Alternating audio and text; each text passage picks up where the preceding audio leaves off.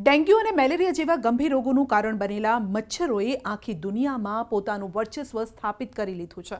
પરંતુ દુનિયામાં કેટલીક એવી જગ્યાઓ છે જ્યાં સદીઓથી મચ્છરોનું નામો નિશાન જોવા મળતું ન હતું, પરંતુ તેમના અચાનક દેખાવાથી લોકોને આશ્ચર્ય થયું છે. કારણ કે નો મચ્છર ઝોનમાં કરી છે મચ્છરો એન્ટ્રી ને મચી ગયો ખળભળાટ.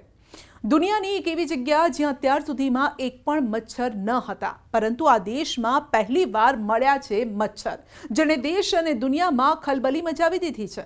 આ યુરોપિયન દેશનું નામ છે આઇસલેન્ડ, જ્યાં પહેલીવાર મળ્યા છે 3 મચ્છર, જેણે વૈજ્ઞાનિકોની ચિંતા પણ વધારી છે ને લોકોના મનમાં પ્રશ્ન ઊભો થઈ રહ્યો છે કે આ મચ્છર અહીં કેવી રીતે પહોંચ્યા. અત્યાર સુધી આઇસલેન્ડ મચ્છર વગરના દેશ તરીકે જાણીતો હતો. તેને મચ્છર મુક્ત દેશ પણ કહેવામાં આવતો, પરંતુ હવે જ્યારે 3 મચ્છર મળી આવ્યા છે ત્યારે તે ફક્ત દેશના જ નહીં પરંતુ દુનિયાના પણ મોટા સમાચાર બની ગયા છે. તેનાથી ખળભળાટ મચી ગયો છે. આશ્ચર્ય થયું છે કે તેઓ ત્યાં કેવી રીતે પહોંચ્યા અને ઠંડા વાતાવરણ છતાં મચ્છર કેવી રીતે ટકી શક્યા. કારણ કે આ એક બર્ફીલો દેશ છે. અહીં શિયાળો લાંબો અને અત્યંત ઠંડો હોય છે, જ્યાં તાપમાન -10 ડિગ્રી સેલ્સિયસ કે તેથી પણ ઓછું રહેતું હોય છે. શિયાળા દરમિયાન પાણીના સ્ત્રોત સંપૂર્ણપણે થીજી જાય છે, જેના કારણે મચ્છરના ઈંડા કે લાર્વા બચી શકતા નથી, કારણ કે મચ્છર ઠંડા લોહીવાળા જીવો છે. આનો અર્થ એ થાય છે કે તેઓ પોતાના શરીરનું તાપમાન નિયંત્રિત કરી શકતા નથી. તેમને ટકી રહેવા અને પ્રજનન માટે ગરમ, ભેજવાળા અને સ્થિર પાણીના સ્ત્રોતની જરૂર પડે છે. પરંતુ આઇસલેન્ડમાં મોટાભાગે 0થી નીચે તાપમાન રહેતું હોય છે. પાણીના સ્ત્રોત થીજી ગયેલા હોય છે. પરિણામે મચ્છરના ઈંડા બહાર નીકળી શકતા નથી અને લાર્વા પણ જીવી શકતા નથી. તેથી અહીંની વસ્તી સદીઓથી મચ્છરના કરડવાના ભયથી મુક્ત રહેતી હતી. પણ જ્યારે વૈજ્ઞાનિકોને 3 મચ્છર મળ્યા છે ત્યારે તેમણે 3 મુખ્ય શક્યતાઓ પણ વ્યક્ત કરી છે. આ મચ્છર કોઈ મુસાફર કે માલવાહક જહાજ દ્વારા આવ્યા હોઈ શકે. તાજેતરના વર્ષોમાં આઇસલેન્ડના બંદરો અને એરપોર્ટ દ્વારા આંતરરાષ્ટ્રીય ટ્રાફિકમાં વધારો થયો છે. ખાસ કરીને બ્રિટન, નોર્વે, ઉત્તર યુરોપથી મચ્છર કન્ટેનર, જહાજો, એર કાર્ગો અથવા તો વાહનના ટાયર પર ઈંડા, લાર્વા અથવા તો પ્યુપલ સ્ટેજમાં છુપાયેલા હોઈ શકે છે.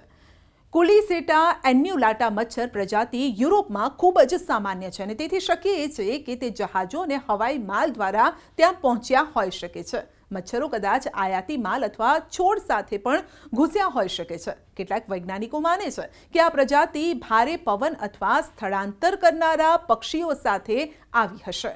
ઘણા યુરોપિયન મચ્છર અથવા તો એવા હોય છે કે તે તેજ પવનમાં સેંકડો કિલોમીટર ઉડી શકે છે. દર વર્ષે હજારો સ્થળાંતર કરનારા પક્ષીઓ આઇસલેન્ડમાં આવતા હોય છે, ખાસ કરીને સ્કેન્ડિનેવિયા અને બ્રિટનથી.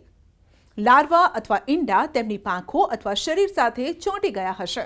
હવે સમજીએ કે મચ્છર ક્યાંથી આવ્યા છે. આઇસલેન્ડના કેજોસમાં પહેલીવાર મચ્છર જોવા મળ્યા, જે રાજધાની રેક્જાવિકથી 30 કિલોમીટર દૂર છે. તાજેતરમાં બ્યોન નામના એક સ્થાનિક રહેવાસીએ તે જોયા હતા. તેમણે ફોટોગ્રાફ્સ પણ લીધા અને તપાસમાં જાણવા મળ્યું કે આ જંતુઓ સામાન્ય માખી નથી, પરંતુ મચ્છર હતા. સંસ્થાએ પુષ્ટિ પણ કરી છે કે આ કુલિસેટા એન્યુલાટા પ્રજાતિના છે, જે ઠંડા વાતાવરણમાં ટકી શકે છે અને ઘણીવાર ઉત્તર યુરોપમાં જોવા મળે છે. 3 મચ્છરોમાંથી 2 માદા અને 1 નર મચ્છર છે. આનો અર્થ એ થયો કે તેઓ હજુ પણ પ્રજનન કરી રહ્યા છે, એટલે કે ભવિષ્યમાં તેમની વસ્તી વધવાની પૂરેપૂરી શક્યતા પણ છે.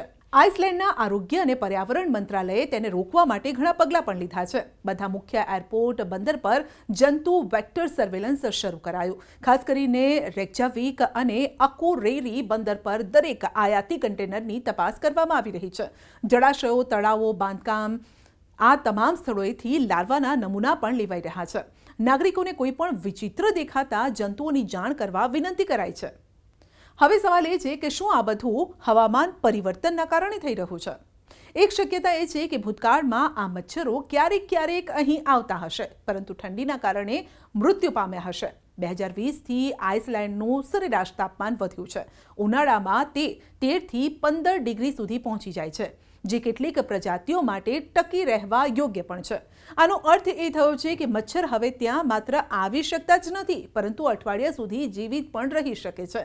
અને આ માત્ર એક સંયોગ નથી, પરંતુ આબોહવા પરિવર્તનનો સંકેત પણ છે.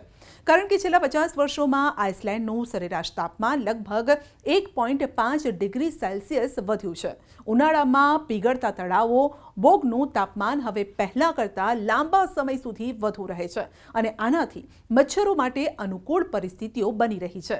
2024ના ઉનાળામાં પણ તાપમાન રેકોર્ડ સ્તરે એટલે કે 17 ડિગ્રી સેલ્સિયસ પહોંચી ગયું હતું.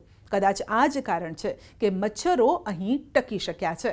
આઇસલેન્ડમાં મચ્છરોનો દેખાવ માત્ર એક જૈવિક ઘટના ન માનતા, પરંતુ ગ્લોબલ વોર્મિંગની ચેતવણી પણ હોઈ શકે છે. અને આનાથી સાબિત થાય છે કે આબોહવા પરિવર્તન હવે ફક્ત આંકડા અને અહેવાલો સુધી મર્યાદિત નથી, પરંતુ તે આપણા ઇકોસિસ્ટમમાં વાસ્તવિક ફેરફારો લાવી રહ્યું છે.